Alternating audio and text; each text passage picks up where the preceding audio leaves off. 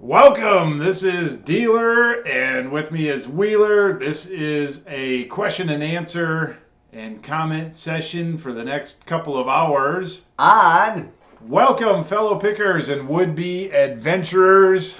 Dealer here, hot off a picking afternoon with my son Wheeler. Yep. So we went picking this afternoon. You were vlogging, right? Yep. The vlog is up. The vlog is up for today? Nah, not yet. Oh my gosh. It'll be up. Just watch my channel. There's a lot of unanswered questions and unasked questions, but how come your vlog is like how many days behind? 5 days four behind. days behind? I don't know. Yeah. You haven't quite mastered Well, that. the deal was we were on the 11-day picking trip, and I got lazy about halfway through. So you never have been more than a day behind before that? No, well, yeah, okay. But I had a good streak going. Going into that, I had like a 3-week streak, so. Right. So anyway, we went picking today. Yep. We went to a town called Oberlin, Kansas, which is about 45 miles from here. A couple thousand people. Yep. We went out to their day before, sort of, the citywide rummage sale. Yeah. Hit a couple of rummage sales, found a few good items. Hit some of the antique stores there, found a few more good items. Did you show that on your vlog? I will. Most of them? Yeah, most of them. Yeah, I showed a lot of stuff. A bunch of it's, it's all in there. Mm-hmm. It's not unpacked. There's stuff in my doctor bag. Yep. So I will show that probably on my vlog on Monday. We are doing, it's weird, I'm looking here. I'm looking here, looking there. I'm looking over here, There's and this up microphone. there, and like, ooh. We have 2 cameras going today, which, depending on editing, which I'm hoping not to have to do any editing. Yeah. Wheeler, you're going to put this up on your channel. Yep. And I'm going to have this on my channel, obviously.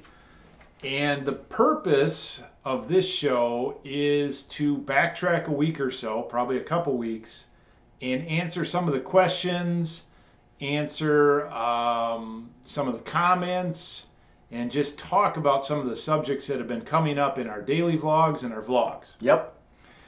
There's some big ones, Yeah. and we'll be spilling the beans. I mean, I could go back like a month on my channel. Dealer, where are you? 35 comments, so that could be half the question answer. Well, a couple of things have been going on. If you're new to either of our channels, yes, Banana Peeler, got it in a free box. What is it? Hey You Pikachu. Nintendo 64. Found one sold for $12 plus $6 shipping. Okay. There you Yes, go. it works. It works. There you go. Okay. Intermission with Banana Peel. So figure out how to list it. Yeah. And just put untested but guaranteed, and you have to figure out how to spell guaranteed. My spell checker always gets me on that one. Yeah. That's what I do, untested but guaranteed. Global Voodoo, if you're watching, I just watched your video on test everything. And I agree with you, but I don't test everything, but I guarantee everything. Yep. Okay. Return policy always stands. Well, yeah, I'm not lazy, I'm just stupid. Okay, so anyway, we're going to do that. 2 big things on the table. I took almost a 60-day break, and that followed like only 30 days of vlogging, and previous to that, it was like a 30-day break. So I've only been vlogging 30 days plus the last 10 of the last 4 months. Yep. And before that, I went like 200 plus episodes. So, Dealer, where the heck were you? Well, we can talk about that in a minute. And then the other big thing that happened is Wheeler here became a full-time partner in the business. Yep. And you graduated from high school. Yep. And now you're legally 18. And what do you gain legally at 18? I guess you can vote. Yeah, I guess. Yeah. You can sign up for selective services and Yeah. be drafted. That's great. Legally an adult. I'm sure there's some other perks. There's probably some jobs that you can't apply for until you're 18. Yeah. You can get your full driver's license with no complications. You basically walk in there, take your driver's test, get your license. I think No there's some requirements before that. weird separations between you and people under age 18 or something now. Yep. You're like up there now. Yeah. So welcome to the adult world. I'm legally adult. No, I mean adult. That's what I meant Adult. to say. Adult, yeah. Right. So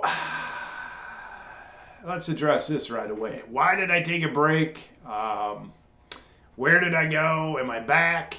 Well, I am back vlogging, and I can't guarantee that I'll be going on forever and ever and ever. I get really busy. I get kind of burned out. There were some things that happened in the last 120 days that made me a little bit uncertain about wanting to vlog, and I'll talk about those in this show. Yeah.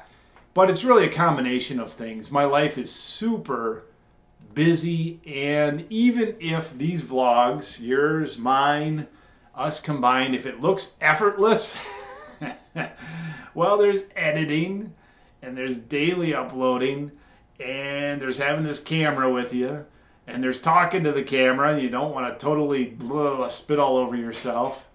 You got to come up with a few little witty things to say here and there. I'm Banana Peeler and I'm vlogging. It's there's an energy aspect to it, Yeah. and so I can't always pull it off. So that you're guaranteed there's probably going to be a break coming up sometime in the future. But all I can say is if you like this vlog, keep thumbs upping, keep commenting in a positive way, and send me free beer. As far as I know, I am continuing vlogging forever. Might not be a vlog. I'll upload every single day or something. Like even if I don't feel like vlogging, I'll say, "Hey, I'm here. I'm gone." Guru. It's great. So no intention of taking a break in the near future. I'm going to continue vlogging until I can't handle it anymore, whatever that means. Yep. All I right. just can't take it anymore. Until the next vlog tomorrow. Right. Yeah. And we had a little funny laugh Yeah. about that. Yeah, that's what I'm saying. What's that called when you do a dramatic? I'm quitting the vlog for today. So thanks for watching. Like, comment, subscribe below. It's a switch and bait. I don't know what it They is. call that. One thing we're going to try to watch here is we have two cameras with two timers. Yeah. And both of them blip out and have battery problems at a certain time. So we're going to try to take a break at the 20-minute segments, which if we do it right, nobody Yeah. will even hardly know. Actually, the NTSC U.S. import taxes. Basically, if this is taxed to a camcorder, then yeah. I'm just saying there's a reason for it. I have like 10 pages of questions. Yep. And some of them I want to answer, and some of them I do not want to answer, but I will. Let's just go with it. Now, you had some on your channel. Yep. I had some on my channel, and we got one even though we don't monitor the Facebook. My wife, Lon, pulled one off the Facebook. Please don't send questions on the Facebook. Send them down below. That's where we read them and get them, A okay? couple people on my channel sent stuff to my Facebook, and since I haven't checked in 2 years, I finally checked in. I was like, oh, there's a couple things here I should Yeah. be checking, but no, I don't check my Facebook. Never. I'm ever. not a Facebooker. I'm not a social butterfly, as some would say.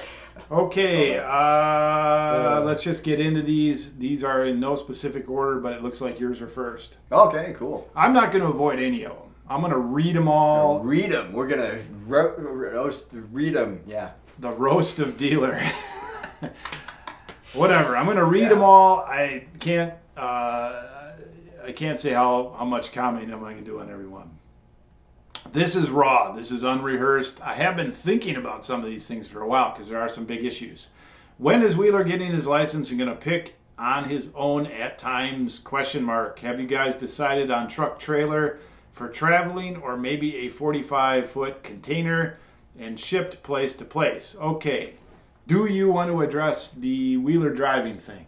Wheeler driving is happening whenever I get around to it, which maybe Banana Peel will make me want. I'm not sure exactly.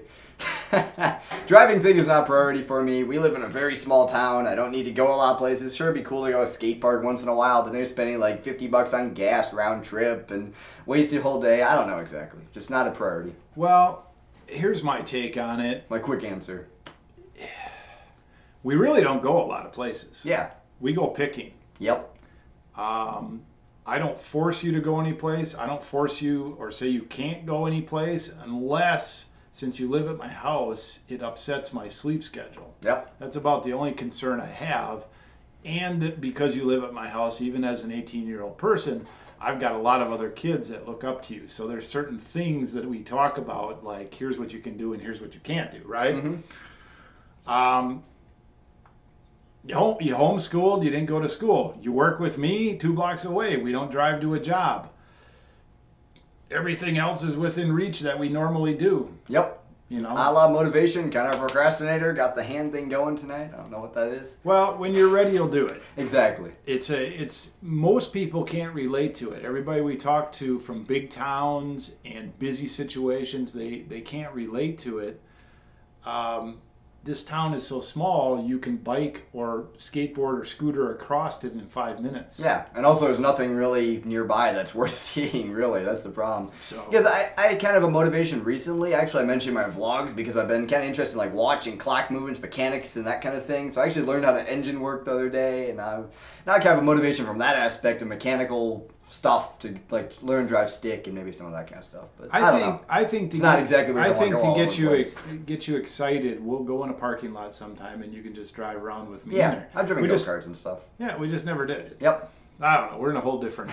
We're If I really had motivation, I would have my driver's license a few years ago. Yeah, it's not me. It's not me holding them back Yeah. at all. So this is the average person's life and how they interact with the world. We're way on the edge of it. We're outside of the average thing. So we don't do necessarily things. We're not conventional people. Not in a lot of ways. And so whatever. Yep. Truck trailer traveling, 45-foot container ship place to place. No, we haven't decided.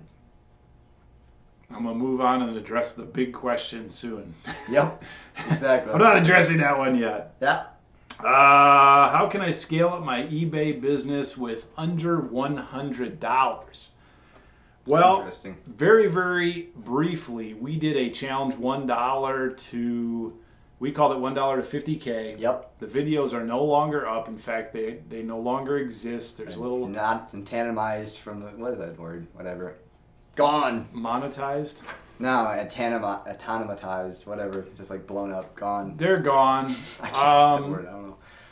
6-7 years ago, we put out our videos on that, and we tried to turn $1 with certain different rules into as much as we could in a year's time. And I think the best either of us did was like 5,000. Mm-hmm. So we turned $1 into $5,000, not taking any money out, not taking into account that you need a computer of some sort, you need a printer to print labels. You could get around that. You know, you need some shipping supplies. You need to be able to go down to the post office and buy postage. Obviously, there's some costs. I think you could probably get that all in under $100 starting. If you don't take any money out of it, we felt we were pretty good at picking. Oh, yeah. So if you don't have experience, you're going to have to get experience along the way, and it's going to take longer. But $1 to $5,000 in a year's time, then you have $5,000 to start. I think the biggest thing that hurts people when they're starting this business is they choke their cash flow. And so either you want to start this business and you want to get some money out of it right away for various reasons, like maybe you lost your job, or you've got a car payment to make, or you've got a need for cash, or your spouse has lost their job. And so you go into it hoping to get it done and take some money out. Then you run a business that's choking on cash flow. That's a problem. Yeah.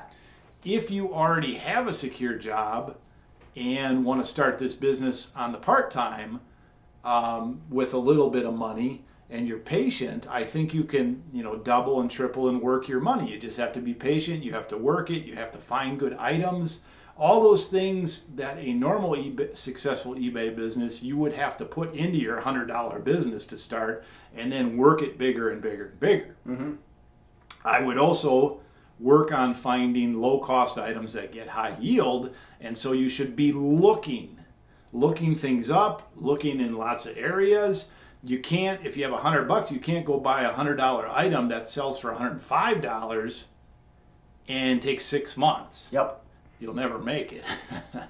What are your thoughts? Buy a bunch of $1 items, sell them for 15, 25, 30, just like there's... Get some experience. Exactly.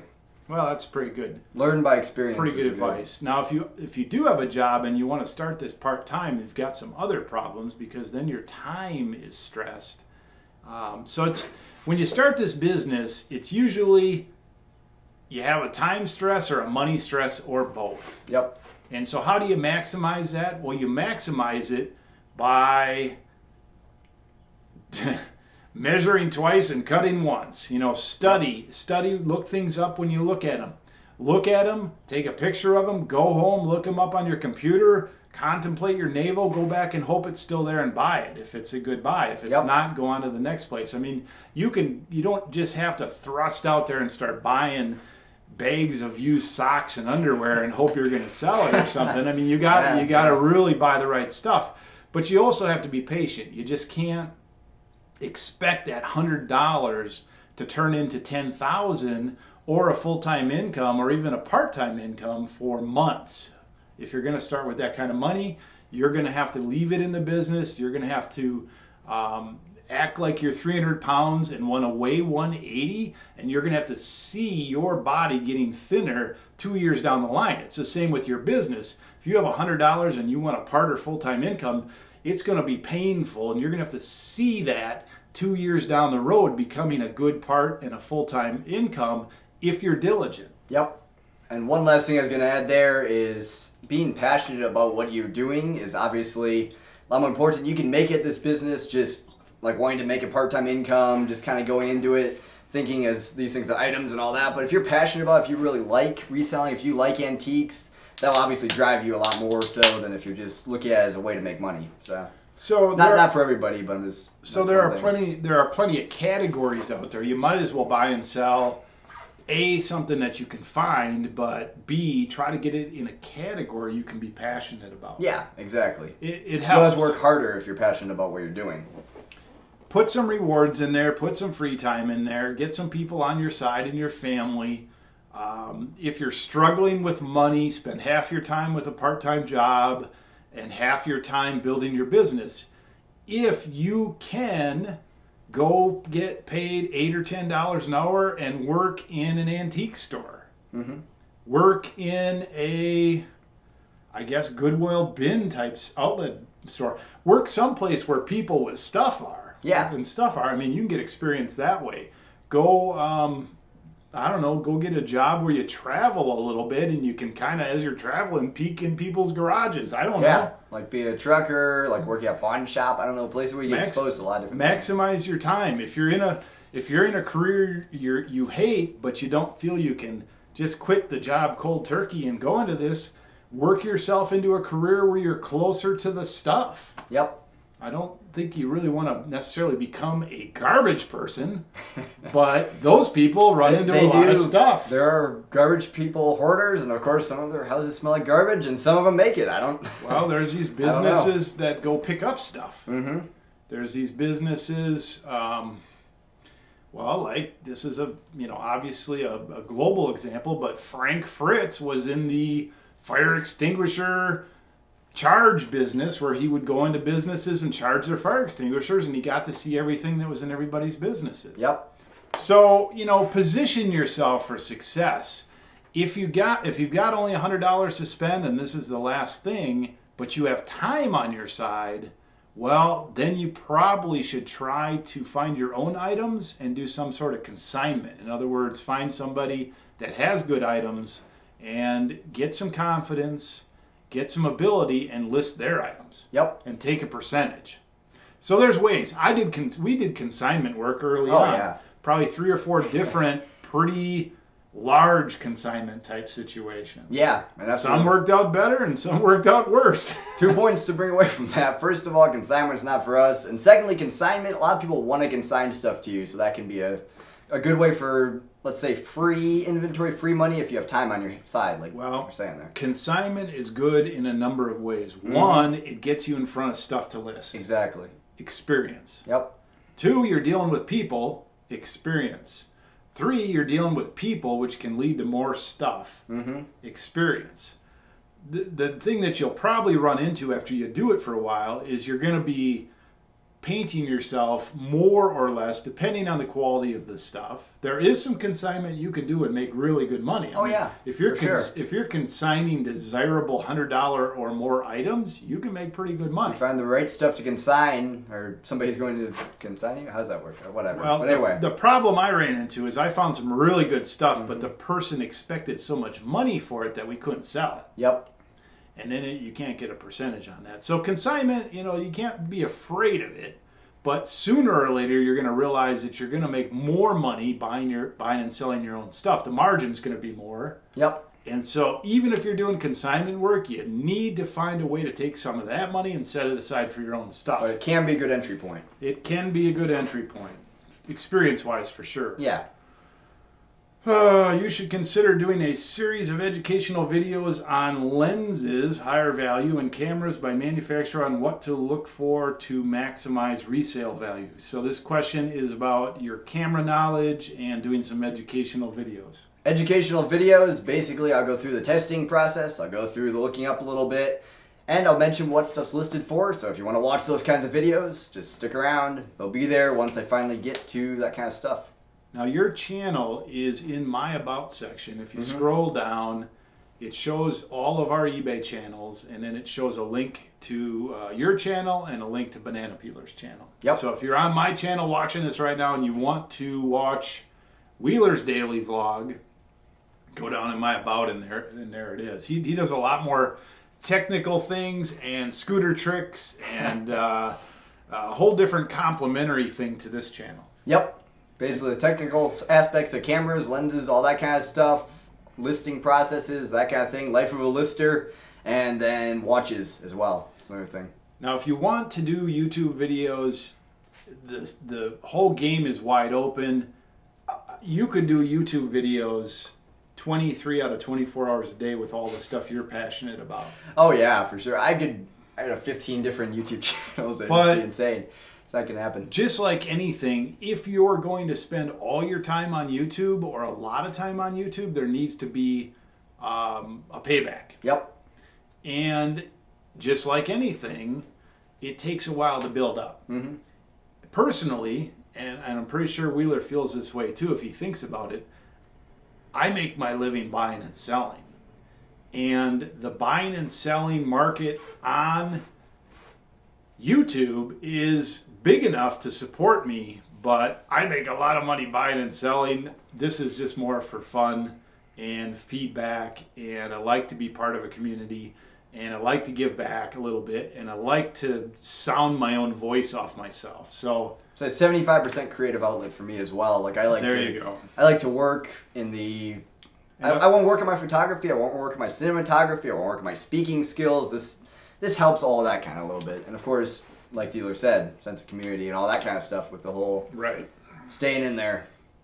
Well, there were times years ago where we watched more YouTube videos to learn than we probably do now. Oh, yeah. And so when we were breaking in, I feel like I want to pay back a little bit because there were people making videos then that are no longer making videos, and they did help us. Oh, yeah, for sure. Like, I watch YouTube videos all the time now, but not as many reselling. Back when I used to watch those kind of videos, I watched them just the same as I watch YouTube videos now, a lot. I used to watch a lot of that kind of stuff. I still learn things. Mm-hmm. I watch them sort of to have background noise, and I know a lot of people who watch these videos for background noise too.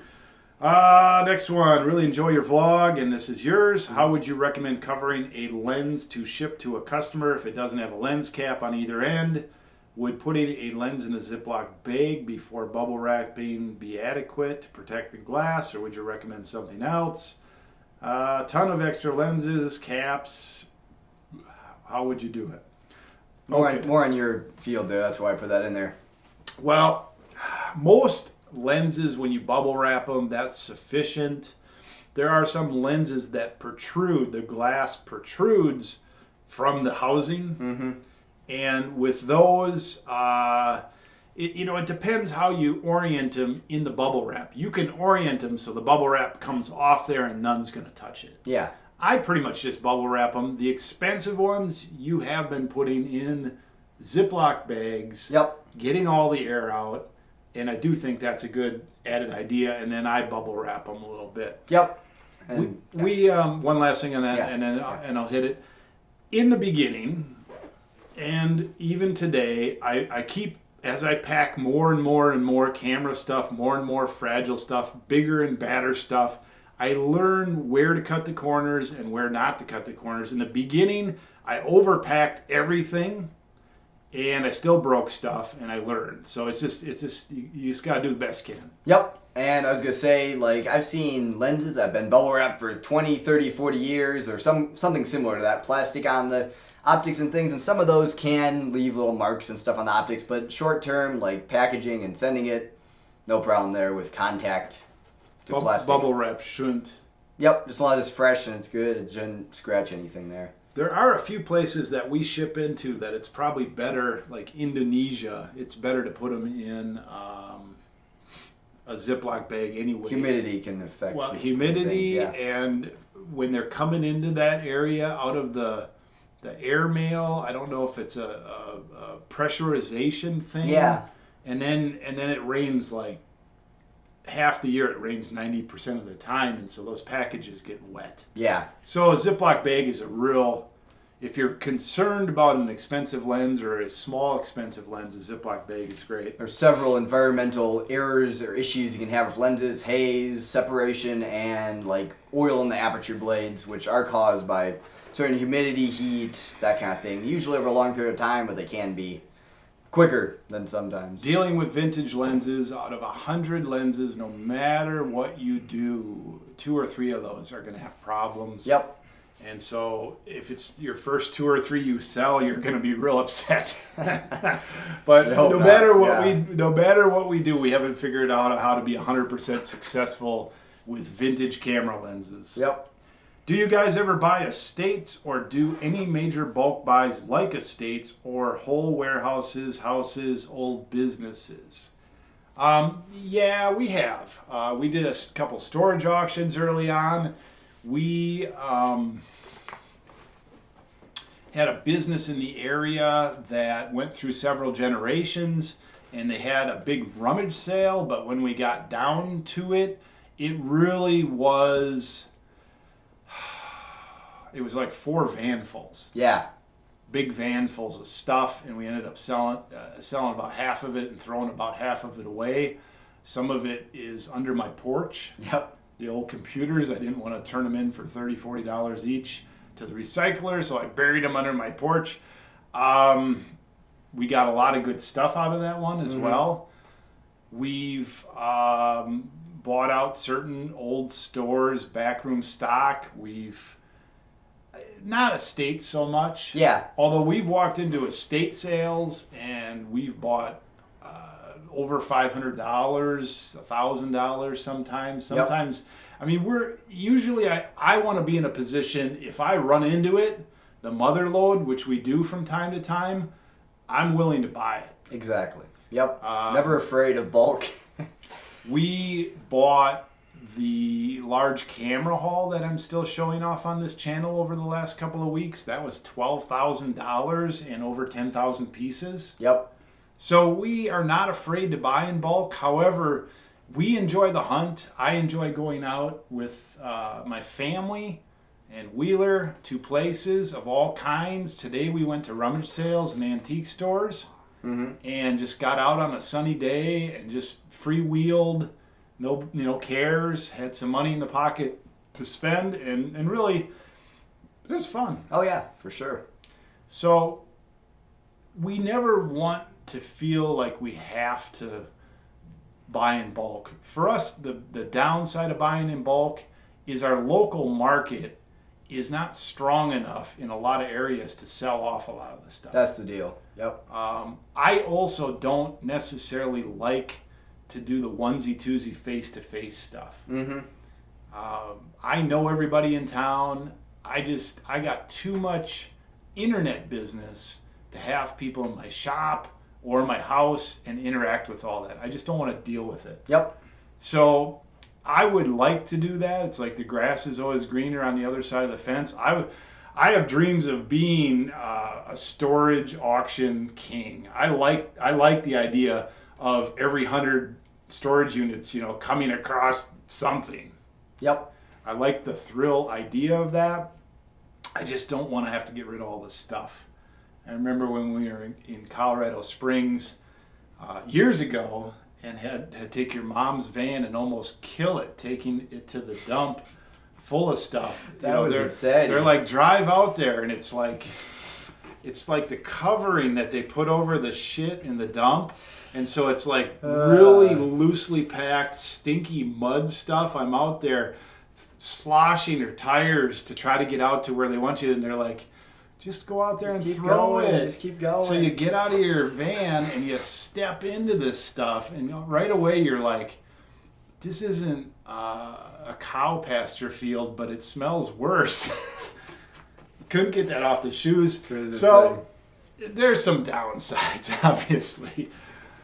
It's not all glamour. Yep. So we're just probably going to do what we're doing since we do pretty well. I'd say we kind of stride between buying onesie twosie and buying, or at least a comfort zone is between buying onesie twosie and buying everything, including the kitchen sink. And the thing is, we like to pick and choose. I think that's our favorite thing to do. We'll buy as much as you have, but we will pick and choose through it if possible. And it's funny, I think when you do this long enough, I wouldn't say I'm a reserve buyer. I like to buy a lot of stuff. But we seem to be happening on things that we buy for $10 or less and are selling for $200 or more. Yeah. More often now than ever. Yep. I mean, I've run into some things in the last 3-4 weeks that I'm blown away. Ginger beer. Today another one. Mm-hmm. I don't have it 100% confirmed, but an item that I bought for $5 is selling on Amazon, or is listed on Amazon for $320. Insane. And we can't forget, I bought a watch for a nickel they'll sell for $60 plus. Yeah. That's pretty crazy. Yeah, how much do you want for that? About 5 cents. A nickel? Why you not must just say double free? take Like, them. You're like, that's like, what? Okay, I'll go get a nickel. We'll be back. yeah, let me go get a nickel. I don't even carry change with me. That's crazy. Yeah, but they valued their Chucky doll. I wanted $50 for that. Yeah. Thing was worth like $20. Yeah. His feet were all melted. Yeah.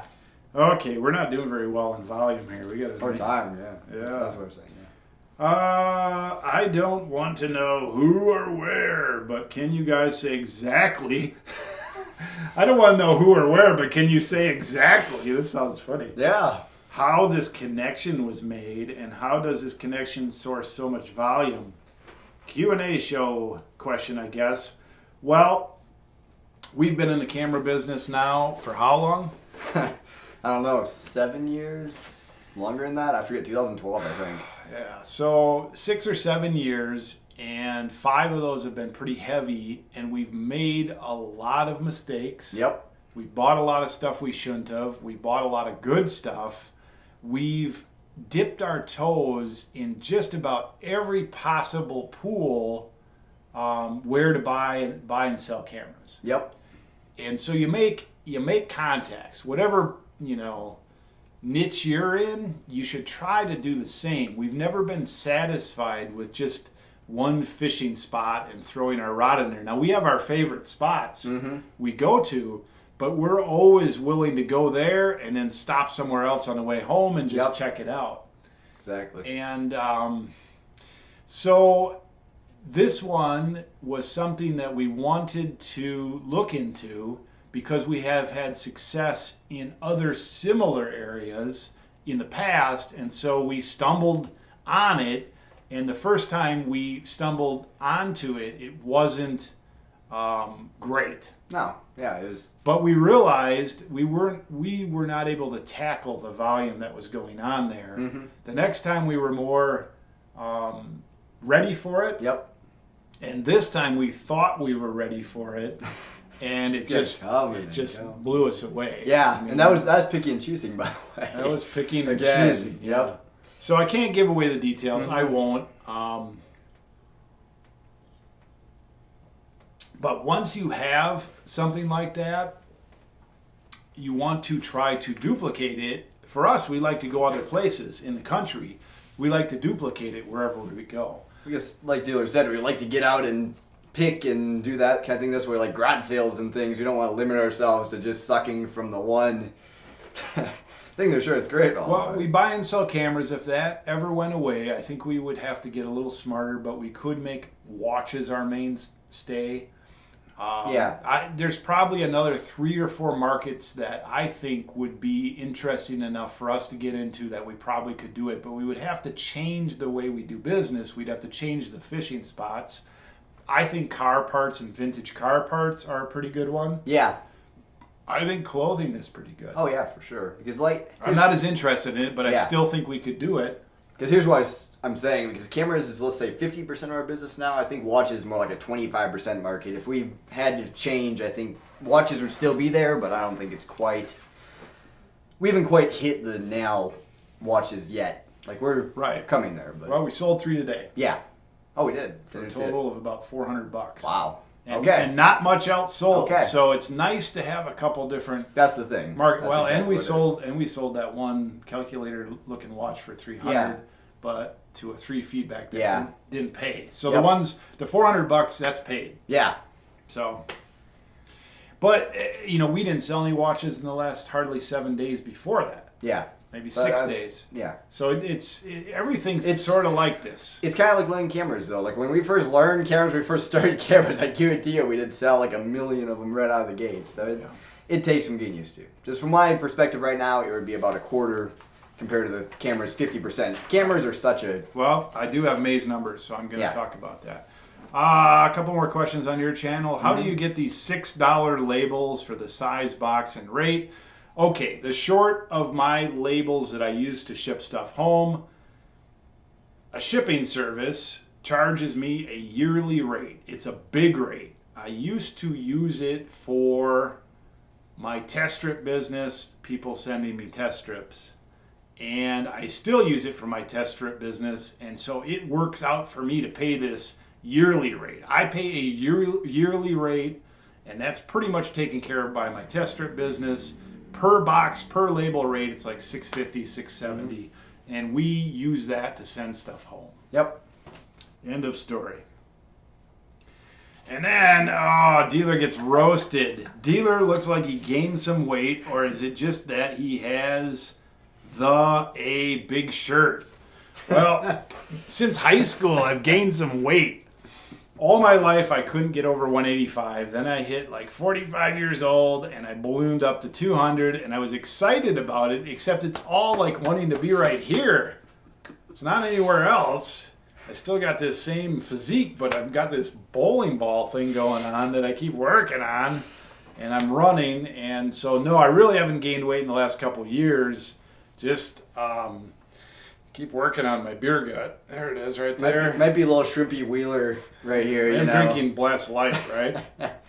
Yeah, well, I've only had one in dog beers, right? Yeah, so thanks for noticing. Okay, here's your camera question. We got to watch it here. We're approaching the 20-minute mark. I'll say the question, then we'll come back and answer it. It says, hey, dealer, but this is for you. What's up, my man? Just curious if you had a lens in stock for my Canon Rebel T3i. I'm looking for a Canon EF 50mm f1.8 STM lens. Please let me know. Thanks, man. Well, I actually have the lens right here. This is the 50mm, and first of all, I can say that I definitely recommend that lens. If you want to get a second lens or a lens that gives you creative opportunities, that's the lens to get. The deal is, it's a recent lens and it's super popular. It's one of like the most popular Canon camera lenses. We don't come across them where we can make any money. Maybe we can make like $10, $15 on that, but for the most part we deal in the vintage / not as desirable lenses, at least mainstream like that. So don't be in stock right now. So out of all camera items in the world available right now, we probably make our money on like 30% of them. And the newest stuff, the latest and greatest, or the very, very popular mainstream stuff, we don't stock. Yeah, because even the old version of that lens just brings like the sell-through is insane on those, but you just can't find them. We run into things like that from time to time, but usually the margin is lower. Do we have a lens for them? Not really. We just don't get that kind of stuff in. Framing is a little bit different. Yeah. Moved it a little bit. This frame. Yeah, that's more. I can move over. Yeah, got it. 2 cameras, 3 cameras, creepers. So no, we really don't have anything. What's the best place for him to buy something like that? Where's he going to get the best deal? I'd say Amazon, but the way I bought mine was actually on eBay. Just scoured highest or lowest to highest, and I found one. I think I paid in the 100 range for mine, but I was an early adopter. I bought that like 2 days after it was released, actually. It's pretty crazy. Okay, so let's talk May numbers. We are not afraid to put out our numbers. They are what they are. Some people think that if you put out numbers, they either believe them or they don't. Now you can look in our about section, you can go and look at our channels and you can see what's sold and all that. So you can verify it. That's one thing that we like to do, is allow people to verify it. We haven't had too much trouble with it. Yep. We're not fake, people. Well, nobody has really No. ever accused us of being fake. No. They've accused us of being some other things, which is coming up in the program. Oh, yeah. Soon. Come on. Here he comes. Okay, so May was not a full selling month for us. We sold $12,795 on all channels, which at first glance or first thought is not that great, because we averaged 20,000. We've had months considerably higher than 20,000 in sales, and we've had some months slower. Now, 12,795 is split 1,900 in the watch category, which did have some test strips up until this month. We're switching for. I'm pulling those all to my channel. Wheeler's part of his pay is based on the watch channel, and so I had to take my test strips off there. $1,912, including some test strips, and I know there was 500 or 600 of test strips on there at least. Northwest Kansas, 3431, strong month there. Camera channel, 6319. I sold a sign for 400 on my That Air Guy channel. Dealer's Wheels is my personal channel, 196, and Amazon 537. Now, that's $581.59 a day. We had 9 days off for the month where I had nothing listed. I had my Amazon channel turned off. I had no listings running. And so 9 days off for a 31-day month is 29% of the time, 30% of the time, 29% of the time. And so it's really a 2/3 month. If you prorate what we did per day, actual days that our channel had on, and prorate that through the days that we had the channel off, and if we were actually selling on those days, listing and selling on those days, that would be $18,029, which is still a little bit slower than 20,000, but that makes more sense. I have a theory on the camera stuff there and why that's not selling quite as much. It's because we haven't been listing a lot, first of all, and secondly, because I've been working on the watches. Secondly, we haven't been buying a lot of high-ticket merchandise, because I know we're towards the end. We're towards the end of our highest-ticket stuff. If you look at our highest-ticket stuff, we used to have 30 items that were over 1,000. Now we have not that many, but now we have 4 or 5. It happens every year for us that we get a bunch of stuff in and we list it, and then we have big camera months in January, February, March, April, and then it goes off a little bit. But it also goes off a little bit because we don't have the best stuff generally. Yeah. Now we picked up good stuff. Oof. We shouldn't have any excuses. We're setting back up for the circular thing. Well, hopefully, if you can get through the back stock, right? Working on it. So our month was $12,795. I'm not going to say we had an $18,000 month, because we didn't. We took 9 days where we did not have anything online. We did not sell anything. We did not ship anything. We were out buying mega stuff. Yep. So I can't claim we had a great month. In fact, $12,795 keeps the lights on, but I'm not happy about that, because we are a $20,000 a month business, and when we were on our trip, we spent a lot of money on inventory and plenty of money on travel. All the bills from our personal life came in, and so it's a tough month. Am I feeling it? Does it put the heat on me? Not really. I've only had one, and it's dog beers. What are you saying? It's a joke. Am I going on and on? Nah, it's a joke. No. So that's our numbers for May. Check us for June. We'll see what our numbers are for June. I know I just had a big couple of days in sales. So anyway. All right, let's get into the questions. Now, we warned you that this would be a long show. These typically are long shows. And I'm not going to apologize for that. There's just a lot to talk about. Yep. I'm going to hit all these questions. I'm going to try to pick up the speed until we get to the question. Get the rap going, man. All right. Don't talk about the questions before you do the questions. Just do the questions. Yeah. Is that what you're saying? Well, I don't know. Just get it going. These are in no particular order. However, they are from newest to oldest. Cool. Question, what size bubble wrap do you guys have? I've been picking up bubble wrap from Walmart. It seems to run out rather quickly. I would like to have larger bubble wraps for all my items.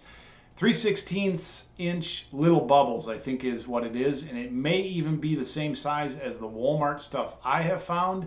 The rolls at Walmart are small. The rolls I have are mega rolls. I use Uline. The problem for me in my area is I have to ship it in, and shipping is expensive.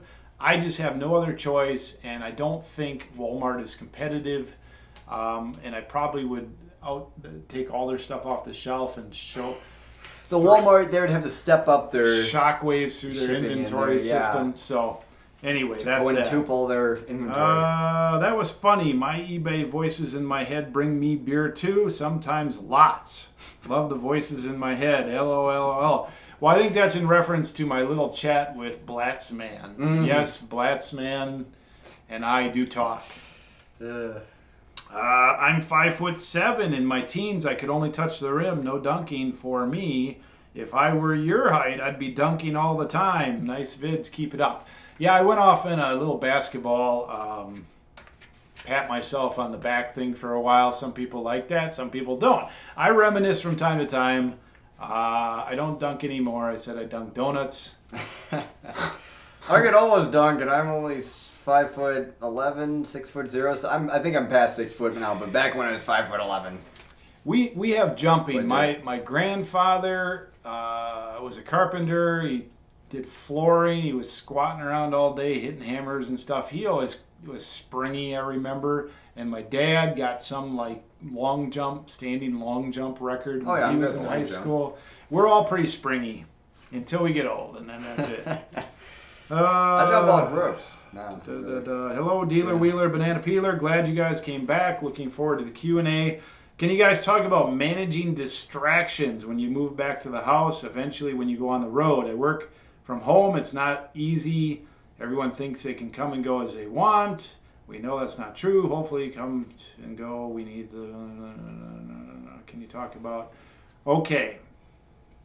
Can you talk about how you manage that with the different people and relationships in your world? Well, that's a great question. Now, we have been in this location, this commercial location, almost 3 years. A good solid 2.5 years plus a few months.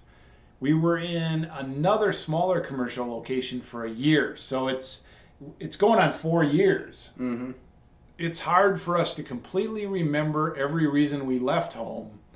But other than the space concerns, which are always a concern in a picking business, it was the distractions. Yep. And people not really understanding that, hey, we're running a business here. We need some space. Yep. And Dad this, Dad that. Come up here, solve this, solve that. Yeah. Pretty crazy, yeah. And so, when we left the house, we had a 6-month or 1-year-old and a 2-year-old. Mm-hmm. Plus, at that time, it would have been 9 and 7 and 11. We had a lot of young kids running around. And my wife, Lon, worked a full-time job. She wanted to relax sometimes at home. And it is very distracting. We had been doing business, and I had been doing business on and off for years and years and years. Mm-hmm.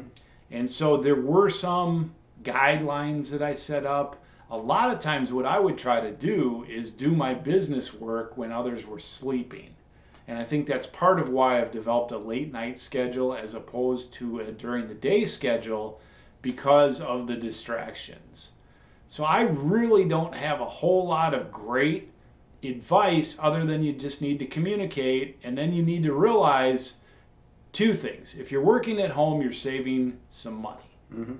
There's also some pros to working at home, like you're closer to your food, you're closer to your bed, you're closer to your TV, you're closer to your mailbox. When you move out, you have more bills for rent and double bills because you got 2 electricity bills, your rent in your business, your rent at your electricity at home. You got 2 cable bills, you got 2 this, that, and the other thing. You got 2 sets of furniture. So for me, I'm only 3 blocks from home, but I calculated it the other day that I spend 1 week, 40 hours plus a year, walking back and forth, minimum. So there's an efficiency drain there. Now I probably gain 1 week, 40 hours plus of sanity. So it's a balance. So the grass does look greener. I'm actually looking forward to going home and working out of my home for a couple of reasons. One, I work in a team with Wheeler, and he loves working late at night. And I don't know how to turn him off sometimes. He just wants to work. He wants to work for 40. The second wind, the second groove, man. He wants to work for 40 hours in a row and then take 3 days off. More power to him. Okay? How's I'm getting stuff done? But yeah. I can't do that anymore. I used to do that 5 years ago, 10 years ago. I used to work till I dropped and then take some time off sometimes if I felt like it. Now I want to be disconnected from his schedule. So when we work out of the house, I can go to bed. He can stay up. I can stay up. He can go to bed. I can get up early. We're no longer connected. Yep. So there, there's going to be some pros and cons, and that's really what it boils down to. Is if you really hate it, think of what it would be like if you had an office away. There are pros, but there's also cons. And work around it the best you can. So I guess in continuing this and thinking about this, I mean, everybody's relationships are different. Some people have only one person in their household. Some people married with no kids. Some people lots of kids. My personal dynamic, I've got kids that still don't really understand what I do, and I can get them involved, and I might have to get up and get them involved in some things.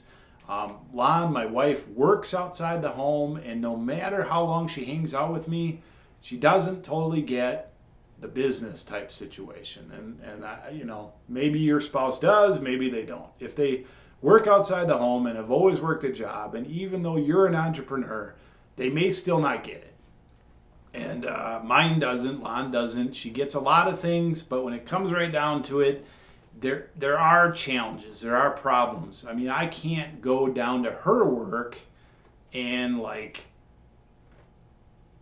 don't know, pull her out of there, give some, project that I want her to do, come unplug the toilet or something like that. But here I am, in my business, trying to get in the groove, trying to list, trying to do this, and and it comes up, can you unplug the toilet? Can you do this project? How about this? Did you forget that? The dishes are still dirty. You didn't scrub them. I mean, I don't go to her work and do that crap. So there's no doubt there are some separation issues. Now, I love my wife, and I try to get along with her all we can. We've been together a long, long time. Expect to be together a long, long time.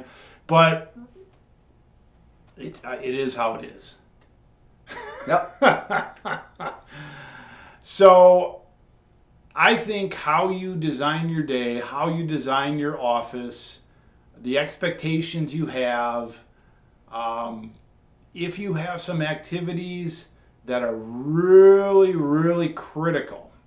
Packing, I can do packing with 10 things going on. It's not that big a deal. You don't have to have your attention. Listing for me, I need to tune in a little bit more. And so with young kids, I put them in front of something to do, or I do it at night when there's less distractions, and you might just have to work on your schedule. Now, there were times when I would be working nights and I would take naps during the day. It's not very convenient, but you do what you got to do. As you get more sleep deprived, as you have more responsibilities, you might have to do some things like that seem a little bit, out of whack, like take a 2-hour nap in the middle of the day. I had to do that for a while. I still do that sometimes coming off of Mondays when I have to pack early. So there's a lot of variables, and I can't really discuss them all. Do you have anything else, Wheeler? Nope. It's a good question. Yeah.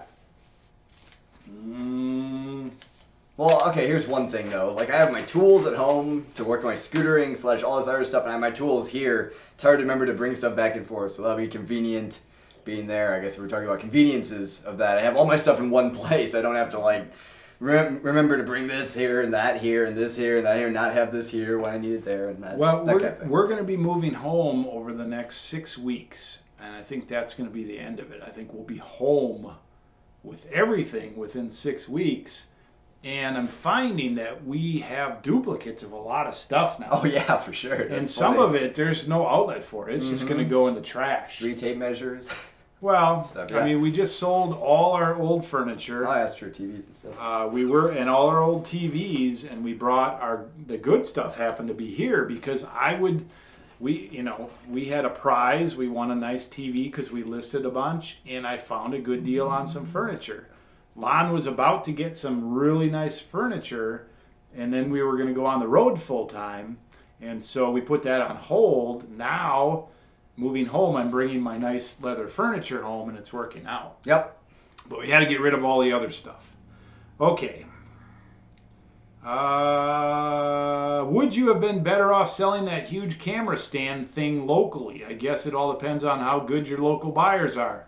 That's why I love the Florida area, because there's so many local buyers through our state that buy all the crazy large unique items I find and throw them in their retail stores. Nice video. Love watching while packing my orders. Well, this big, huge turn of the century portrait camera stand thing that weighed over 100 pounds that I took apart and shipped in 3 boxes for $400 to Austria. That's what we're talking about. Our local market is 8,000 people for the county, and they are ravenous. They want good used goods, but I can't imagine any of them would want this thing. Yep. They want furniture. They want household goods. They want that kind of thing. Now, we have found some pretty cool camera scores within a 100-mile radius. I cannot remember any portrait cameras within a 100-mile radius. Well, we just saw one today. We did just see one today, and the it had thing its is- own crazy Yep. stand. The deal is, with every portrait camera, they had one traveling photographer or one set photographer in each town or county. Where those ended up, they're somewhere. So each little area had To one. address the question, our local market is reasonably small, and for the most part, unique and crazy items, I would say a percentage of them would sell in our local market for reasonable money if we wanted to do that. I want to have an online business, and I don't try to buy those type of things. And the other larger percentage would sell for more in a greater market. In fact, a big part of my business, and this is not camera and not watch, although we pick up a lot of cameras and watches within a 100-mile radius. Yeah. A lot of my game is finding things out here that are still survivors out here in the near west, and then selling them to a bigger market. Oh, yeah, for sure. So our closest big market is Denver, and it's over 3 hours away. I don't want to deal with Denver.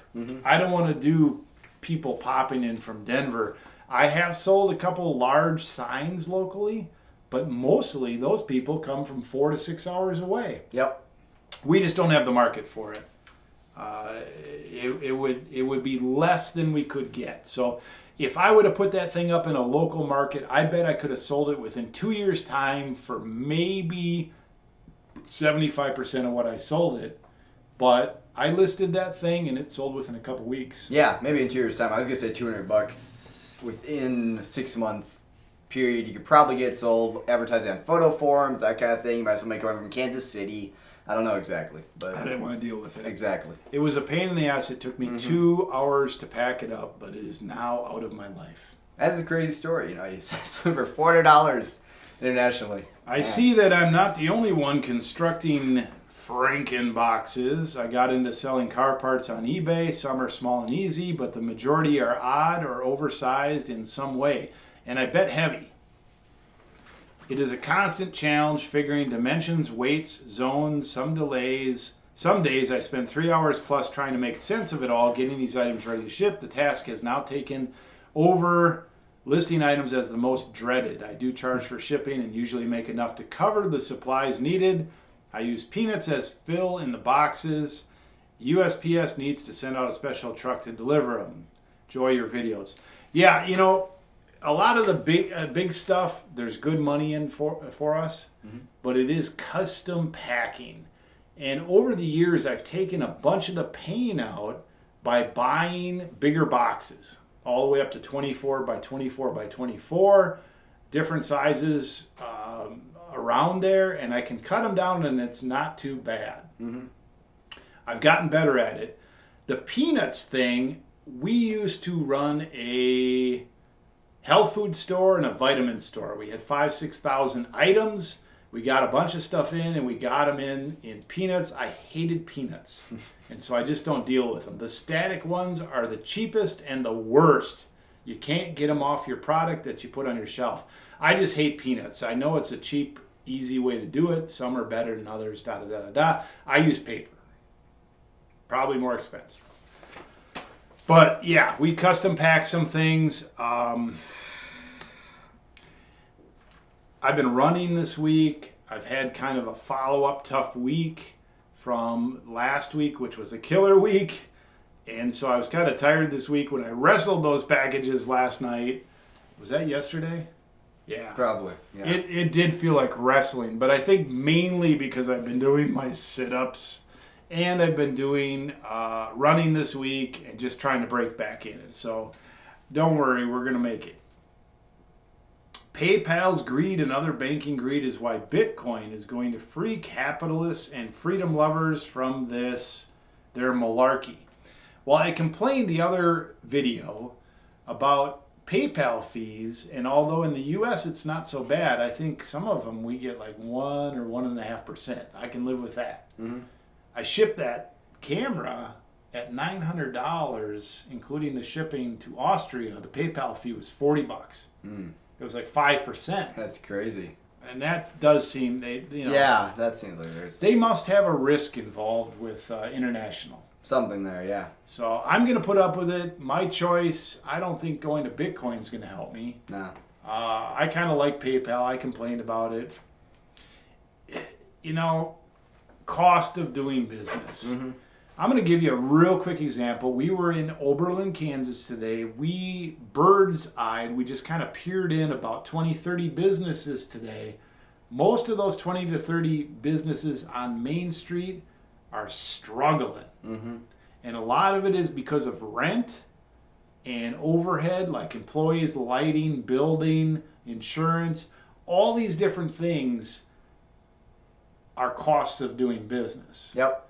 Our cost of doing business in eBay, if you keep your warehousing and your office space reasonable, whether you're working out of your house or not, we don't have a lot of costs. So it's a cost of doing business. You know, I don't disagree with the PayPal greed thing. I mean, if you go through Omaha at night so you can see the lights on, PayPal has nice, crazy, banking-looking, shiny offices, all glass, lit-up campuses. I mean, they had a plan, though. Somebody went to business school and had a plan how to develop this big global business machine. And so I guess more power to them. They started out small. They either started or hooked on to eBay early on and some other things.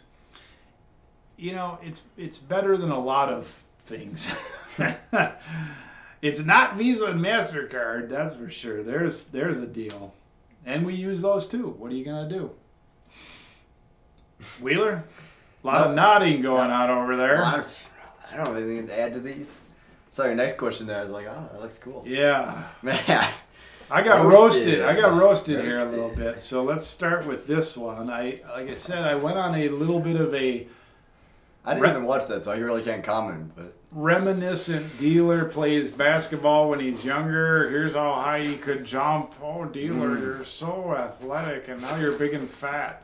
So I went on this little pat on the back rant, and Seth K1212 says, "Who the fuck cares about basketball?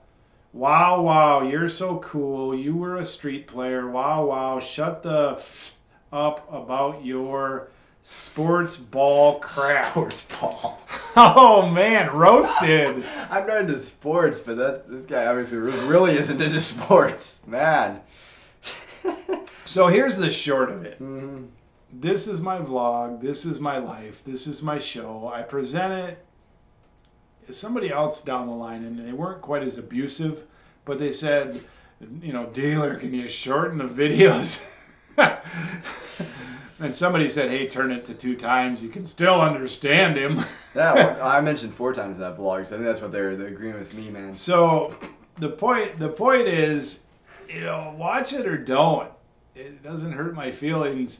And the comments didn't hurt my feelings either, other than it's like... It's comedy. Yeah, wow. Free comedy. Roasted. And then, of course, the next one was even better. The same guy or different guy? Well, good morning. This is Dealer here with a cover of the Global Voodoo channel.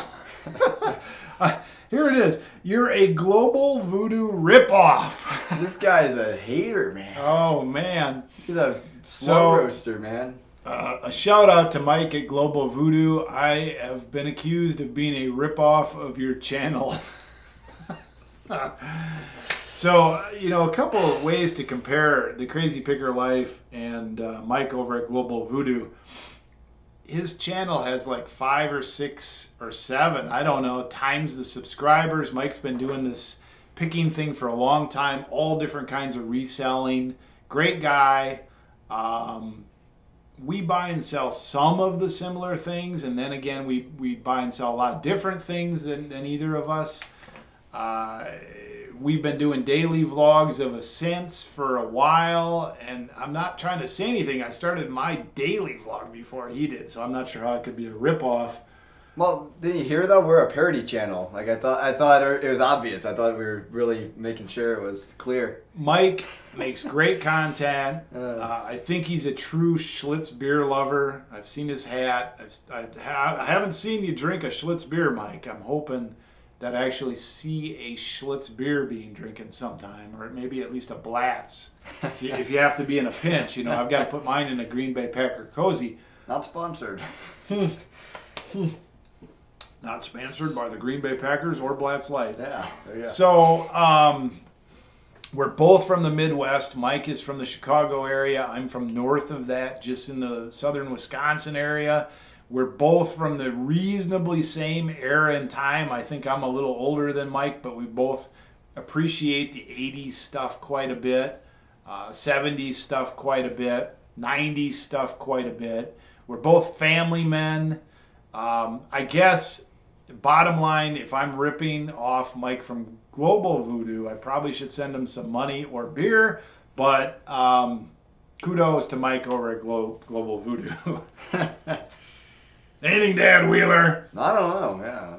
I was just saying, like, man, we're a parody channel this whole time, and nobody's brought up yet. Nobody even noticed, I guess. So we got, I feel like I got a wet fish in the face a couple times there. Whap this way and then whap that way. Oh my gosh. I'm gosh. like, oh, it's just a prank, bro. I better watch what there was no, it's just a prank. better bro. watch what I say or do. Oh yeah, we gotta chill a little bit here. These haters are getting too tough for us. Man. I don't know who was the handle them. first one on YouTube. I think it probably was Mike over me. We had some content a while back that's gone now, and we never were consistent. I think Mike has been consistent for many years, and he deserves your viewership. And if I ever visit with him, I'm going to buy him a beer. Okay, here's something I didn't know. Whiskey doesn't age in the bottle or decanter, only in the cask. So that's why they put in decanters, probably. I don't know. Doesn't age. That's something I never knew. Yeah. Well, I guess airtight. I don't know. I don't know. So my casks, my decanters, my train set full of Jim Beam whiskey should be fresh as if aged 10 years from the cask. Fresh. Yep. So I guess I can't sell it. That's not a selling point. The age of it is not. This is selling 90-year-old fresh so whiskey. I swear I watched a documentary though that mentioned that this old bottle of whiskey was great. Yeah. Because it was an old bottle of whiskey, but maybe it had been opened and it had a little fermentation, or however you would describe that. Yeah. And maybe it was just because they made cooler whiskey 50 or 100 years ago. That could be it. I don't know. Well, you know. The brands are gone. You know, some of these brands are gone. Exactly, because you can't taste whiskey from 100 years ago unless you buy this bottle. So there's a selling point. Taste 100 years ago and We are not alcohol dealers or sellers. Don't eat dirt. Just drink our whiskey. I'm pretty sure I've decided to have a block party and provide the Wapatui, what would you call that, main ingredient. I'll have all my neighbors bring all the punch and juices and the fruit, and I will have the main booze. It'll just be a big pile. 55-gallon drum of booze, and they can pile all it in there.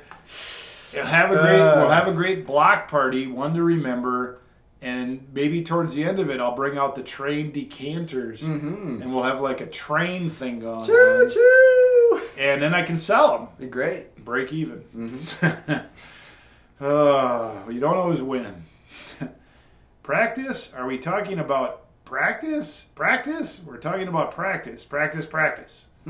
So I think I repeated the word practice like too many times when I was talking about basketball and practicing or something. Stock jockey, what the heck are you talking about? You've been kind of in and out of my vlogs here for a while. Let's get some clarity. Yeah. Wheeler, I have one of those big cameras, but missing the top bulb. What exactly is it? Add display piece, and if broken, any value? Well, big camera missing the top bulb, so like those Instamatic. Yeah, so That's what he's talking about. So the one that I shipped in the last couple of days was the second out of 3 that we purchased from a camera store. Yep. Kodak is known for their point of purchase displays. And so these large 24-inch wide, 18-inch tall, 12-inch deep plastic cameras with the bulbs on top that used to spin and flash, different Instamatic models, they probably made 5,000 of those. Yep. And they had them in stores and drugstores and any place that these film and Kodak cameras were sold, and the dealers could buy them. Yep. And I have seen one other variant from about 10 years back too of the Star Flash too. They had an older version. There were I don't a couple think they different made variants. I don't think they made as many. Yep. Now that we know these sell, maybe we should go look at that one. Well, I don't know. the guy wanted 500. Thought it was Or more like 550. that. I thought it was more like that. So, So yeah, maybe probably one's not. less now that it's still sitting there. Who knows? Who knows? Antique store people. Who knows? So, yes, it's worth money. Without the flash on the top, it's not going to be worth as much. My flashes were not working very well, and I busted one of them playing around with it. They're reasonably floppy, fragile, hard to ship because they're kind of floppy. One without the flash in decent condition, you still should be able to get $150 or $200 for it, I would think. Yep. It's a display. And yes, it has value. She finally sold your building. No, the building is still for sale. We got that vibe from your last couple of videos. Where will you be storing your inventory at? Bummer you could not stay there until you hit 50. Good luck with the move. You guys will make it work out for the better. We look forward to your daily vlogs from you and Wheeler every day. Okay, the building did not sell. However, we went through this rigmarole a few months back with this lady who was in the building, out of the building, on the roof, wanting to do this, wanting to do that. and it looked like we were going to be kicked out of the building within 30 days of her making a decision. And we went up and down that roller coaster for weeks and even months. Multiple buyers, all kind. Who knows? Yeah. There's been other buyers in and out. We cannot sign a lease that will hold up. Our building people will not do that. I am being proactive, and the next step for us is to disengage from this building and squish ourselves into both a smaller area and a less expensive area temporarily or for a while until the next plan comes to fruition and we explode out of there. Yeah. That's like crazy special effects. So we're being proactive. We are going to move out of this building. Could we ride this out? Could we potentially be here for weeks, months, and years? Yes, but it's terrible having that hanging over your head. You might have to vacate the premises. You might have to find a place to go within 30 days or 60 days. That's a weight on your shoulders. It's like, I don't like that feeling. We decided to preempt the whole proactive. deal. Yep. Proactive. So we are building out a space at home. We are solving all of our storage needs. We're doing everything we can to make it a very nice atmosphere to do our business. We don't want to miss a beat. I didn't want to close shop for 60 days. I didn't want to do any of that. So basically, we have figured out how to be proactive, and we're making it happen. And hopefully, we won't skip much of a beat. Yep. Anything to add? Nope. Well, there's a bigger question on there that's coming up. How about a live Q&A? The short answer is we are live right now. Here we are. Yeah, I won't do This it. is us. We are real. We're not robots. We're not edited. Not CG. I'm just not interested in it. Yep. And so this is what you get. You can submit questions anytime you want. In general, they will be answered on this kind of show. Yep. Good enough. Love the Jags, and that were the shades with the radio. Somebody loved those. Well, we know a place where you can buy 50 of them at $2 each. $2 each Or for something 50 like that. I of don't them. know. I have a picture. It was on video. We did think about buying them and doing a Crazy Picker Life promotion for them. And if you sign them and then just... If they're there later this year when we go to that town, or we know about where they're at. Yeah. We still might pick those up. Yep. $1 each is what we'll get them for. Yeah, that's the deal. And then we can bill it as this is really awesome. These are officially endorsed by the Crazy Picker Life. These will only tune into the Crazy Picker Life on the... I don't know. Get over sell them too much. Now here's the opposite of a hater. This is what makes it all worth it. Yeah. Dude, how tall are you? I'm 9'8". Throwing down dunks at 36? Get out of here, Larry Bird. That's why I did a second little video segment, because I tried to explain myself. Yeah. Well, I'm 9'8". He's 13 foot tall. And then yesterday's video got like hammered and 4 thumbs down. So obviously there's a bunch of hate out there. I thought NBA season. I thought this was it fit, man. a lot of Cavalier fans, I guess, with their tails between their legs or something here. I don't know. Get the free Keepa Chrome extension to see if an item is selling on Amazon. I have heard a couple of these. There's one for Etsy too, sort of like that, where you can actually look at sold, and apparently it works. I've never looked into that. That's interesting. Never looked into that. We may have to look into that. Yep. We're always trying to improve, but we are just like most other people out there. We're lazy. We don't do everything. Yep.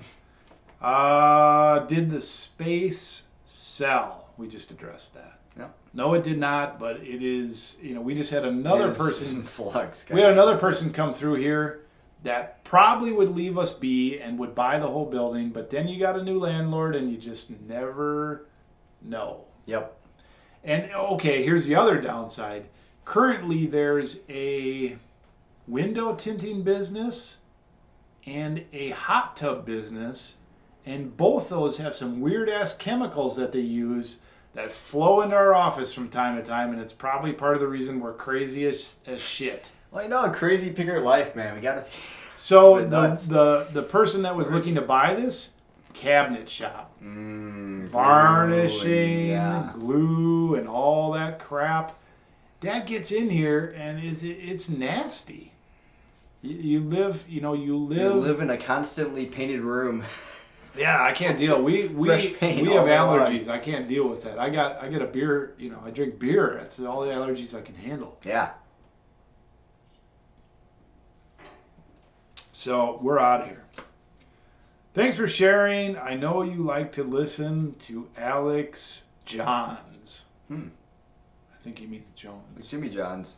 Jimmy Johns, Alex Johns. Yeah, it's his brother. I like to watch him too. There's also another guy on my watch list. He's one of Alex's old friends. His name is Lionel.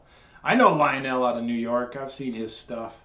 If you haven't seen his vlogs, highly recommend. And then here's a link. Lionel tells it as it is. He seems like a good guy. Lizzie certainly isn't camera shy. She is delightful. Yes, she She's is. definitely the outgoing one of the two. It's funny. Lizzie just... Of course, Sam wants to start his own YouTube channel, so he's the one who thinks he's got it figured out. Lizzie's the outgoing one. It's kind of funny. They're quite a pair. Mhm. Sam lost a couple teeth, being that he's 6 going on 7, and Lizzie is like Sam's shadow. Mm-hmm. And so she had this kind of toothache, and she just wrenched on this tooth and wrenched on it, and it popped out today, and now she's like Sam. She is gleefully I'm happy. excited about it. I think she rushed the damn thing. And so, oh my gosh, she is something else. What a blessing. That's all I can say. I do this part-time, but I too love to have boxes of every size to make it easier on everyone. Well, I have my mainstay boxes, and now eBay is sending me free boxes because I have an anchor store and all that. It is nice to have different size boxes. If you do enough shipping, you can make it happen with any boxes you have. But yes, postage-wise, dimensional rate-wise, time-wise, having a lot of different boxes does present opportunity. Yep. First, Notification Squad. Who the heck is this guy? I don't know. Like, whenever I comment on dealers' videos, I don't really comment anything constructive. I just kind of comment borderline troll comments just as a joke. That's it. Man. Whole deal. Catching up on your vlogs, happy picking, great transparency. One note, you need to add $240 to your spending for that Schlitz tapper. It was more like $300, but yeah, I bought that online before I went on the trip. Mm-hmm. Well, I'm going to list that thing someday for $1,000 and sit on it for 10 years, and I'll get my 1,000. That's 4 times my money. Yeah. Busted your new partner gaming on the clock. Welcome back to vlogging. They talking about you? Bruiser BP, man. He's always on BP. there, man. Gaming on the He's clock. gaming all the time. Hi, Lizzie. Nice Rolex. My daughter likes her new Rolex. She came to me with another watch today. Oh yeah, well she actually has a really cool one that we have priced at $32 and she wants to buy it. I told her 10, but I'm thinking You about were it. going to give her a deal. Yeah, I was gonna get her a good deal. Like that's a heavy deal, man. LOL. Lizzie showing off her fake Rolex. I just don't want to break it. Too funny, man. I think I need to adjust the color on my screen. It seems like the last couple of videos you've worn a shirt that is not green. Thanks for doing the show. Educational, informative, blah, blah, blah. Well, yeah. Green and green. Mm-hmm. I've been converted to the green The squad. red-green show. How come it's Yeah. so hot in here? I don't know. Air conditioning. I think our air conditioning is not working. might be. Well, it's hot outside, so maybe it's something up there. Yeah, I don't know. Man, I think it's on, but I don't think it's blowing. Right? Yeah, that might be it. Something's weird about it. I'm glad we're moving. We're right below the vent. I haven't felt it blow once. Oh, I know. That's what I'm saying. So I Glad don't we're think- moving. Yeah, it must be in the hottest room in the house. Well, my office actually. is. Some people seem to think I'm 61. L-A-O, way-o, that lens is huge. Wow, that lens is huge. Oh, I I admire you, Crazy Picker, because you are achieved to teach to your son a carrier. Now can I get a niche? Tell me. had a commenter like that on my channel who was from India or something else. Right. He isn't from India, I'm sure, but She. yeah, she. Okay. Well, I don't know. I see a picture on my picture channel of a beautiful flowing dress. So I don't know. But hey, find a niche and go. I don't know what to tell you. Find something that you're interested in buying and selling. If you can get locally in your area for less, and if you can learn everything there's about that item, if you can buy it because you know more than the person selling it, or they just want to get rid of it, win-win. Buy it, sell it. Buy it, sell it. Look through the previous logs. We've talked about it. Yes. Previous Q&As. Very good video. Can you make a video on some items you picked up and made good money? And a video of things you bought over the years for others to keep their eyes out for. I love to buy, sometimes nervous about selling, hate listing. Also, can someone tell me the situation about selling vintage sewing machines? What I mean is I sold 2 so far. Each one worked great. Then when the buyer receives the item, they try to scam me. Bad luck, or just those people just a hassle? No, it's something to do with the vintage accordion market. I had the same thing happen there. So, well, certain items are a couple things. Tough to ship, heavy to ship, things can break, things can shift. Certain cameras, for whatever reason, video recorders, like the low-end video recorders, we have decided to not list those anymore because people get them and they don't know what they're getting. Yep. And then they break them, they can't use them, they don't They understand use them, them. want to return them. I don't know exactly what the deal is there. So certain markets are not so good. We Yep. have sold sewing machines, and I think the only way I've sold them well is for parts. Yep. It doesn't mean that's what you should Raise do. the buyer's expectations when they get it.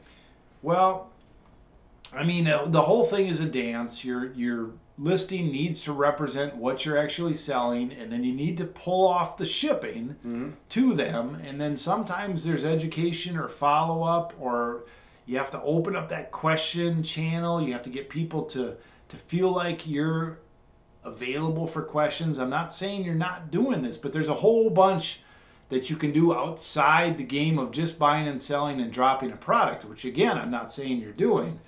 But as far as what have we made good money on, last year we bought $60,000 worth of product and our sales were $250,000. So we make good money on most of the stuff we buy. And a lot of it we've learned what to buy and sell. A lot of it we just buy low and hope. But because of our experience, we're right more often than not.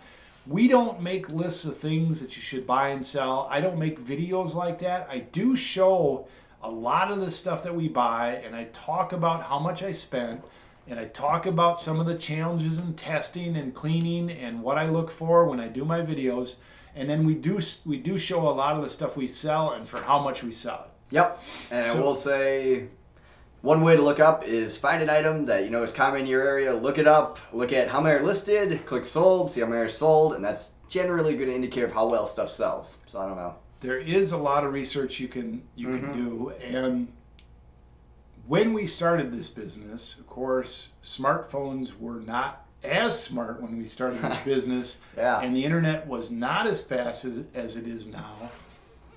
But I would say 6 or 7 years ago, I looked stuff up 10 times more than I do now. Yep. I hardly ever look anything up.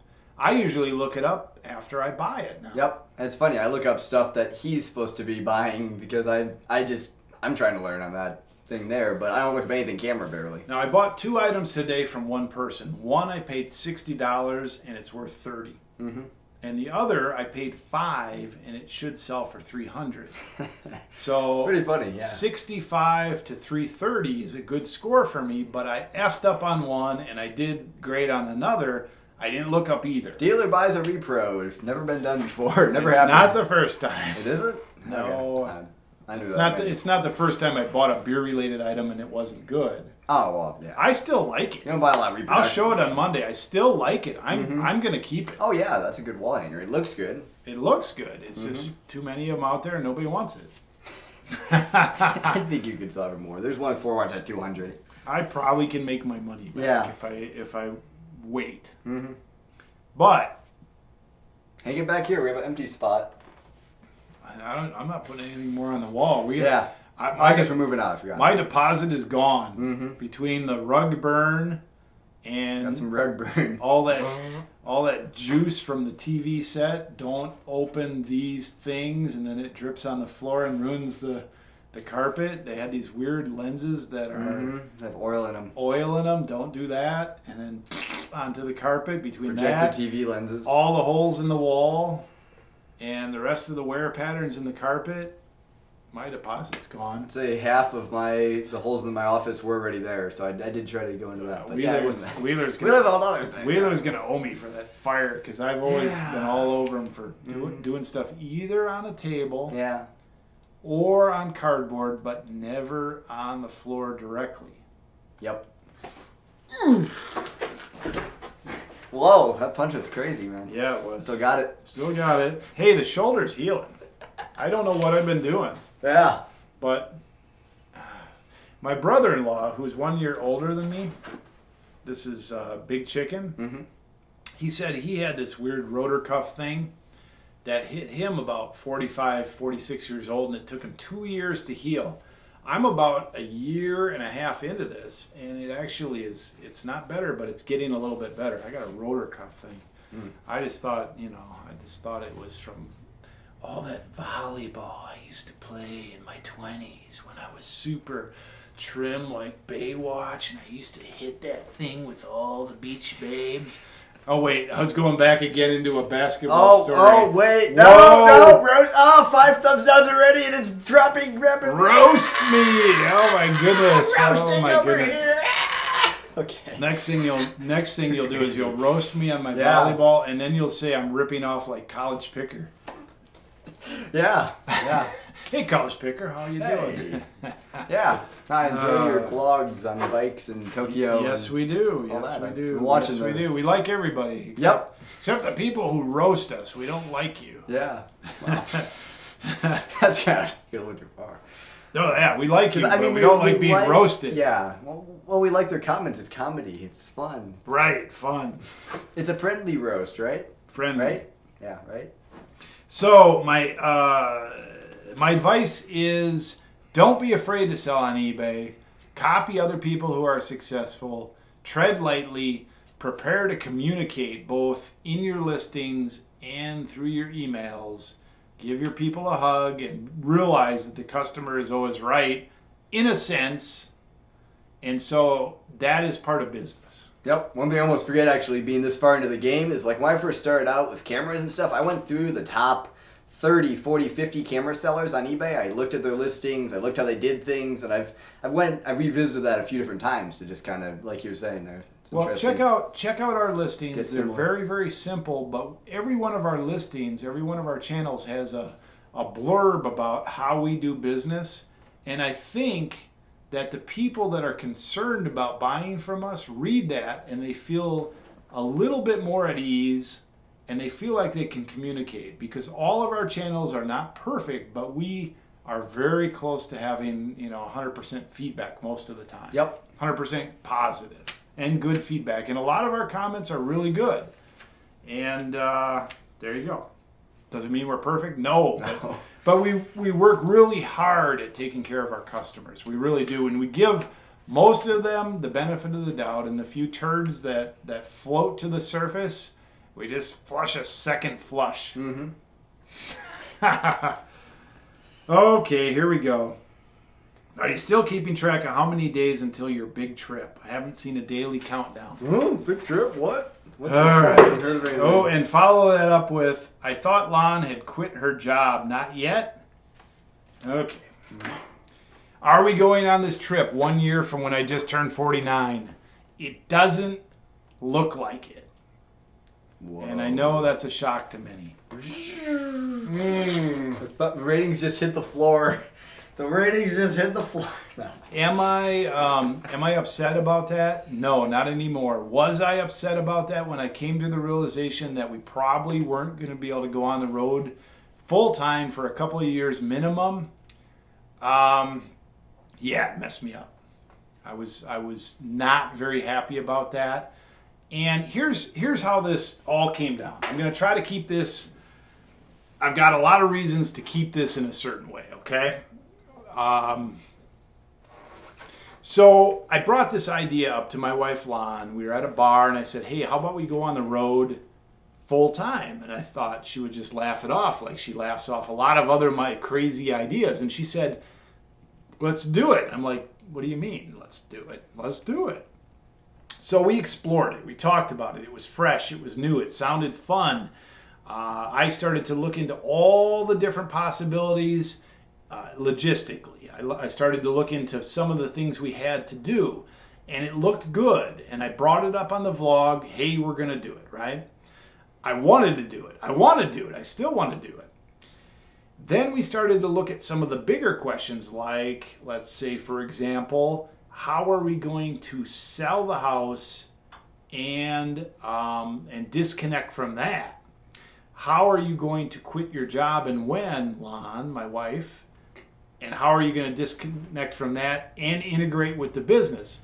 And we started to talk over some of these bigger questions. How are the kids going to interact with school on the road? How are some of the logistics going to work?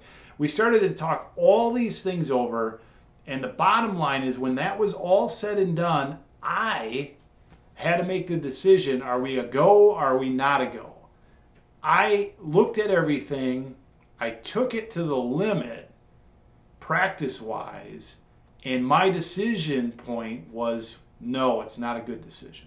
We can't do it. And I was bummed. I was bummed about it. I'm still a little bummed about it. Would I like to do it? Is it always going to be in the back of my mind? Should you have done it? Maybe. I explained it to the whole family. Everybody's over it. We're not doing it. Here's what we are doing. This year, we are going on a 6-week vacation. This was our practice thing coming up. This fall, we're going on a 6-week vacation. Not too many people get to do that. We're doing that. Next year, 2018, we are planning on going on at least a 6-week vacation, and it may fluctuate or turn into 8 weeks or 10 weeks. We're going to Alaska. Vacationing and picking. And two big things. If everybody is not on board, and I'm just going to put it out there, my wife Lon is not on board with the idea from the standpoint of she likes her job, and I don't not understand that. I understand she's been there 10 years and she likes her job. She's uncertain about working in the business, and I understand that as well. Without getting into details, that was not the 100% deciding factor, but everybody needed to be on board with this thing because I think the logistics, although doable to be on the road full time, everybody needed to be on board as much as I was. Not necessarily doing the same things I do, not necessarily the same understanding guiding that I have, but everybody needed to be go. And I needed to be able to pull the strings on the whole thing, and it just, when I examined all that, it was not there. So, my relationship with my wife is intact, our family is intact, we're moving the business home, and we're going to simmer there for the next steps. One of the next steps is we can travel anywhere we want, anytime we want with planning. We're going to take a big trip as a family every year, and it may evolve more and more and more to Lon working with the business. She's expressed interest. She likes to put her toe in and get into it. She just doesn't want to do it all at once. Whatever. I'm fine with that. She likes her job. I'm fine with that too. She makes good money. She likes her job. Whatever. Our life is chaotic. Her job has given her a blessing to go on a 6-week vacation, which is also part of the whole package, and it's good. How are you going to go on a 6-week vacation? Well, her job lets her, so I guess that's good. I don't know if they'll let her go to Alaska for 8 or 10 weeks, but maybe we'll fly her up there. We'll figure out something. I don't know how that's going to work. So part of this was taking this whole idea to the edge of the cliff, looking at it 100% up and down and all around, and then you either got to jump off the cliff or not. And I could not pull the trigger. We couldn't do it. I'm not mad. I'm disappointed. I'm over it mostly now. There always will be that thing in the back of my mind. Hey, do you want to do it? Could you do it? How would it have been? I can live with that. My relationships are intact. The family's intact. We're tight as ever. The business goes on. Business is normal. Now, with that said, I don't give up on exciting times. And so, are we going to get a new van for adventuring? Are we going to get a converted school bus, and go for a few weeks at a time here and there? I still want to travel. I still want to go international. If you want to stick with the channel after hearing this, there's going to be fun. Yep. Thoughts, Wheeler? Well, I don't know. I wouldn't have been super excited on the vlog to be on the road anyway, because you're still doing the same things every day, so you're not missing a lot. I don't know. I think it'll be a lot more fun just to go out on those big crazy trips as we do, and it will be a little more relaxing to go on a longer trip like that. It'll be fun. Right. Same. No lack of fun. So could I have pulled it off? I don't know. There were some other things. I mean, I'm not listing out all the challenges. Certainly logistically there were challenges. One of the other things is I didn't want to wear myself out if this was my dream. To pull it off, I didn't want to end up in the grave. So I've had glimpses of how hard it is to go on vacation with 8 people. Mm-hmm. I've also had some glimpses of how fun it is. It is really hard to lengthen it out, and it's hard to imagine the whole thing. And so, knee-jerk reaction, we were going to do it, now we're not. Move on. When this all went down, when this realization went down, this was probably 3-4 months ago. Yep. And that's part of the reason I took a break from the vlog. I just was like, oh man, I can't continue on with the thought of doing this, not doing this. I need to sort it out. Mm-hmm. So we sorted it out, and it's pros and cons. Sure, there's the good side of being on the road. There's also the challenging side. Being home also have a home base also has pros and cons.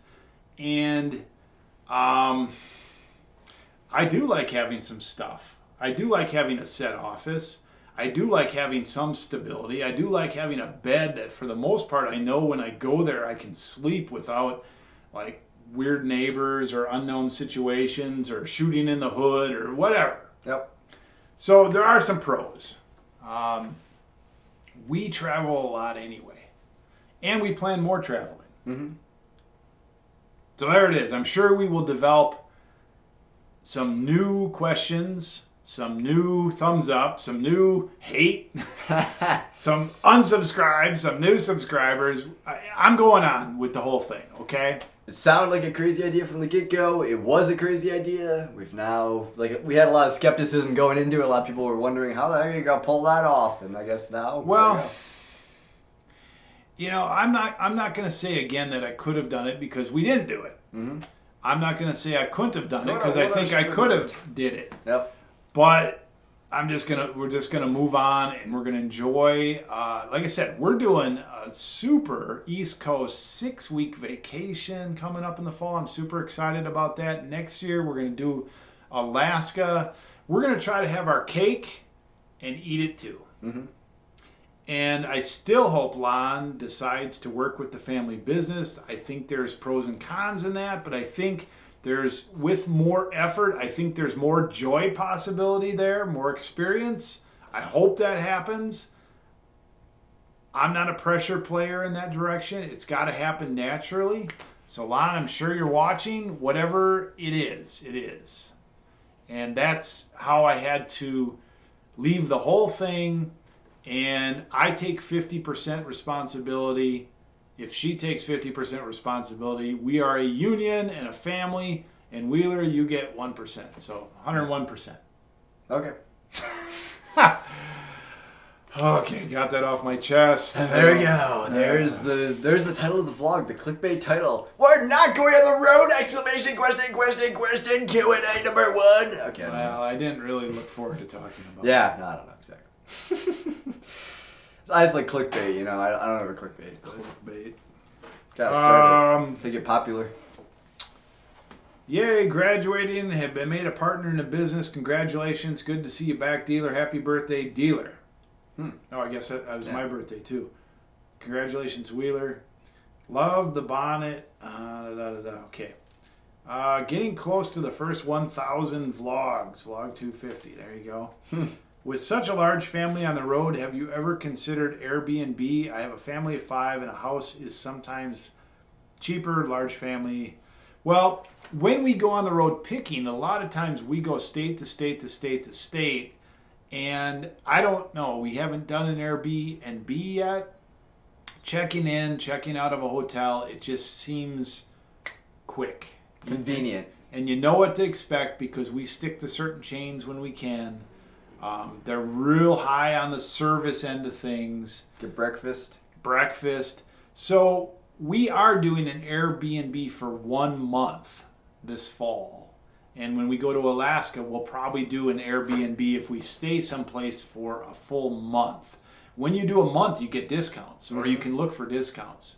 When I use Hotels.com, which I'm not sponsored by, I probably should work towards that. I should be sponsored, man.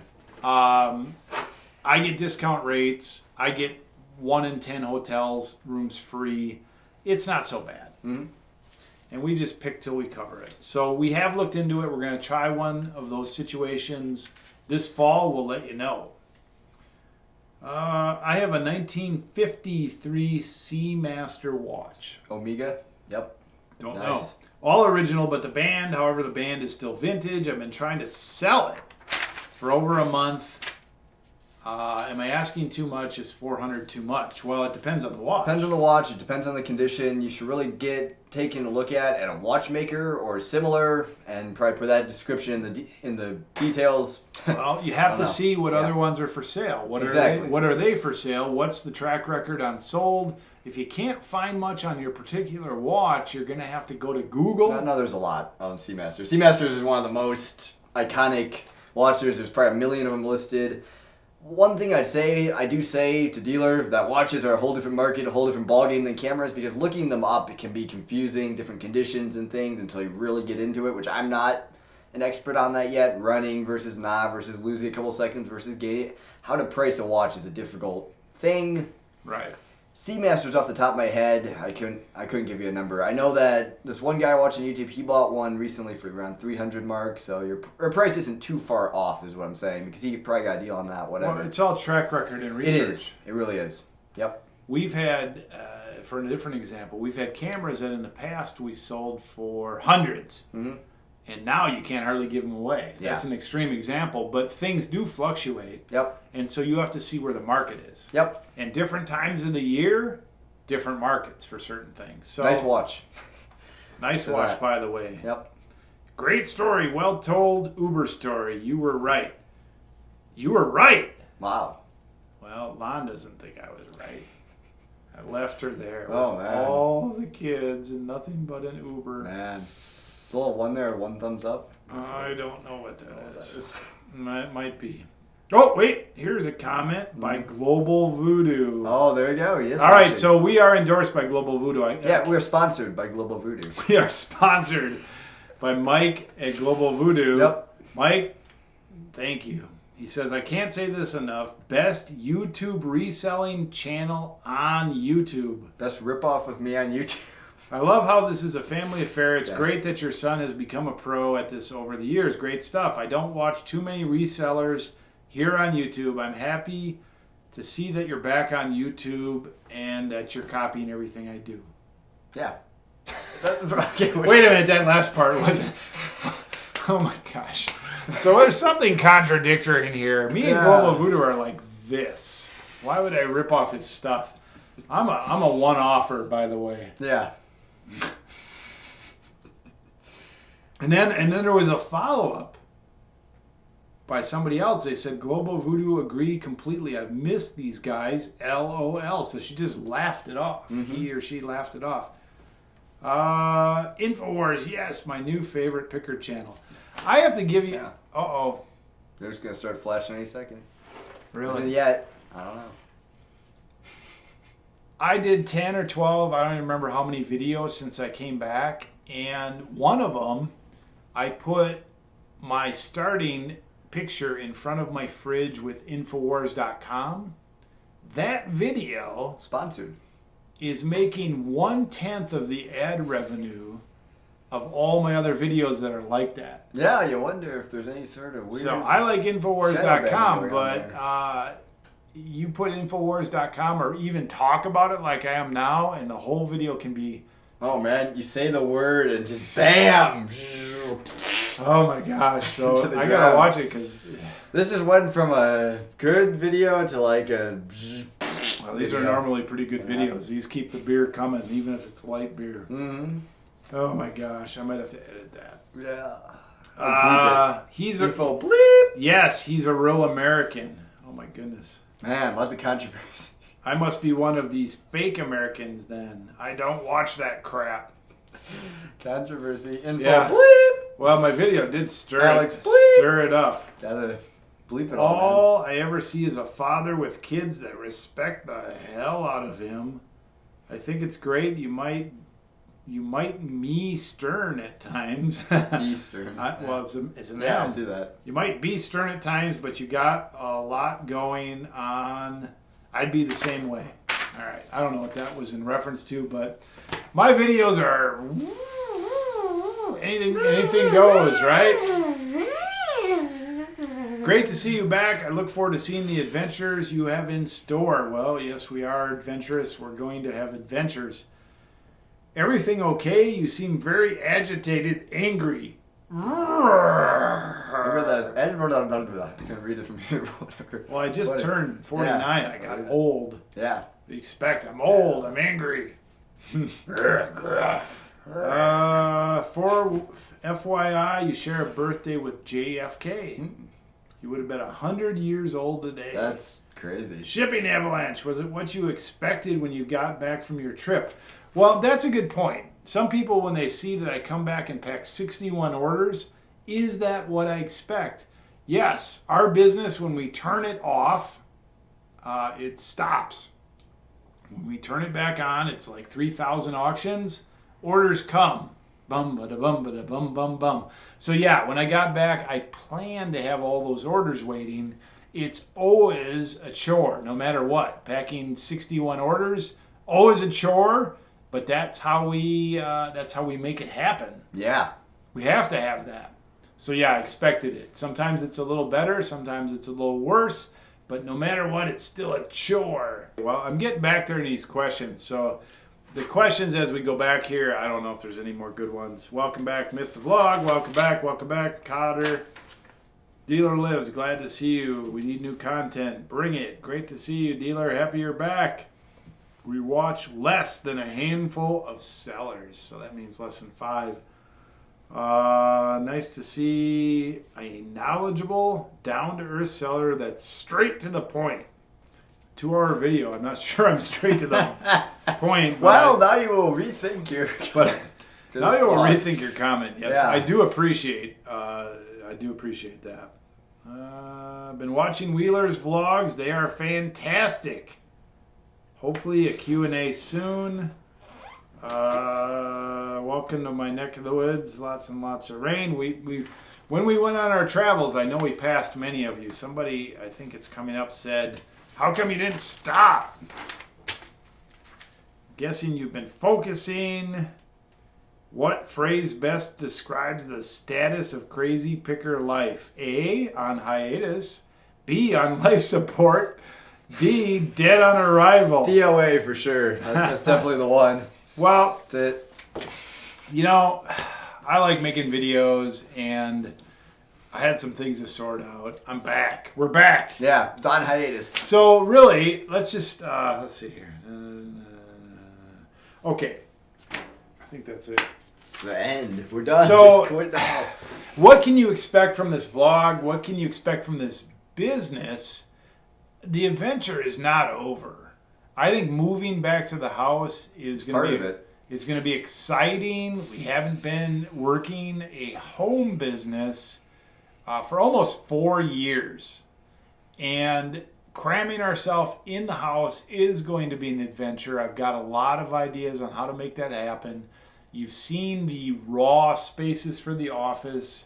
I don't know what you're going to do to your office. My office is gonna be sick. My office is going to be sick too. Okay. Copying me, plagiarism. Whoa. I'm going to get some hate for copying you. Yeah.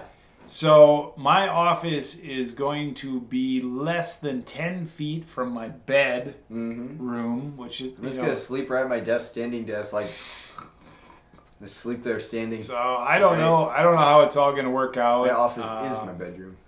I bought some high density shelving units. I paid up, and we're going to put a lot of our small stuff in there and take it from probably 6 or 8 big shelves down to these 2 little high density storage. I'm going to do some inventory system, the way we do inventory. I'm going to do some work on that. A lot of the things are going to be the same. We're going to have a similar packing station. We're going to have similar storage. We're going to have 2 fridges at home. We're going to have 3 freezers at home. We're still going to be making pizza at home. I'm still going to be drinking beer at home. So gonna be the crazy pizza life. We're still going to have, TV and family time. No, guy time, man room. Of course, it's going to be the man/family room. Man / everybody else's sleeping room. Yeah. So, I don't know what to expect. But it sure is going to be crazy. There's not a dull moment. There hasn't been a dull moment from the beginning of this family. And since I met my wife, I don't expect there's going to be a dull moment as I the peak of my life and go downhill fast. Going down a hill fast, backwards and reverse. There's a bottom in sight, I swear it. So I think we've peaked the 2-hour mark. Yeah, so officially the longest video on my channel. Hope you enjoyed. Thanks for watching. Like, comment. Okay, yeah. What's on your mind, Wheeler? Not much. I'm just here. I'm just along for the ride. This is a flowing, crazy, fun thing. I'm just here to glad to be give graduated input. from school. So, Yeah. what's your thoughts on college? A lot of I people. don't A know lot of my thoughts people. on college. A lot I of don't know. people say, "Why aren't you going to college?" You know, I'm going to boosted board school instead. I'm going to boosted board. right. A lot of people used to say to me, "Dealer, why don't you run for president of the local Go basketball team. PTA?" Yeah.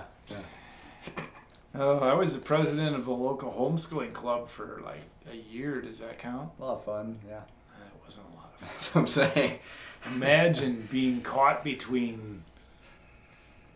Oh my gosh. Ugh. All right, so we will continue the vlog tomorrow. What are you doing tomorrow?